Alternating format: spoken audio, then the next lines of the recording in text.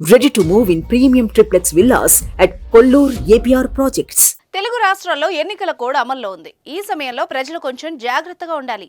EC నిబంధనలకు అనుగుణంగా నడుచుకోవాలి.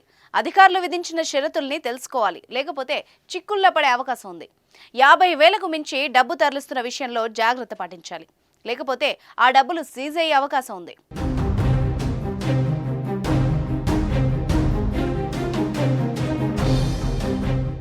ఆధారాలు లేకుండా మీరు నగదును తీసుకెళ్తే వాటిని అధికారులు స్వాధీనం చేసుకుంటారు.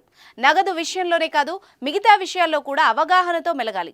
144 సెక్షన్ అమల్లో ఉండడంతో ఏ కార్యక్రమానికైనా పర్మిషన్ తీసుకోవాలి. గుంపులుగా తిరగకూడదు. ప్రభుత్వ ఉద్యోగులు ప్రజా ప్రతినిధులతో కలిసి ప్రచారంలో పాల్గొంటే వాళ్లపై కూడా చర్యలు తప్పవు. ఏపీలో ఎన్నికల కోడ్ను ఉల్లంఘించిన వాళ్లపై అధికారులు చర్యలు తీసుకుంటున్నారు.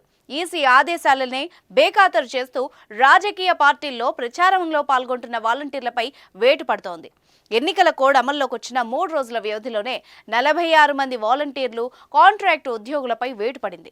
మొత్తం 46 మందిని విధుల నుంచి తొలగించినట్టు ఏపీ ఎన్నికల ప్రధానాధికారి ముఖేష్ కుమార్ మీనా ఈ వివరాలు వెల్లడించారు. మరోవైపు ఈ 3 రోజుల వ్యవధిలో ఏపీ వ్యాప్తంగా జరిగిన సోదాలు, తనిఖీల్లో 3.39 కోట్ల నగదు, మద్యం స్వాధీనం చేసుకున్నారు. జనవరి నెల ప్రారంభం నుంచి 176 కోట్ల విలువైన నగదు, ఆభరణాలు, మద్యాన్ని సీజ్ చేశారు. రాష్ట్ర వ్యాప్తంగా 173 బృందాల ద్వారా సోదాలు నిర్వహిస్తున్నట్టు ముఖేష్ కుమార్ మీనా తెలిపారు. ఎన్నికల కోడ్ ప్రకారం రాజకీయ పార్టీలు, నాయకులు తమ ప్రత్యర్థుల్ని కేవలం వాళ్ల పనితీరు మీదే విమర్శలు చేయాలి. కులం, మతం, జాతి ఆధారంగా ఎలాంటి ఆరోపణలు చేయకూడదు. అనధికార పత్రాలను ఆధారంగా చేసుకుని విమర్శలు కూడా చేయకూడదు. ఓటర్లను ఆకట్టుకోవడానికి డబ్బులు ఇవ్వకూడదు.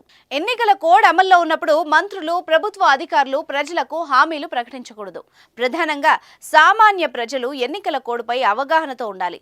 తెలిసి చేసినా తెలియక చేసినా చిక్కుల్లో పడతారు. అవసరానికి డబ్బులు తరలిస్తే వాటికి ఆధారాలు ఖచ్చితంగా ఉండి తీరాలి.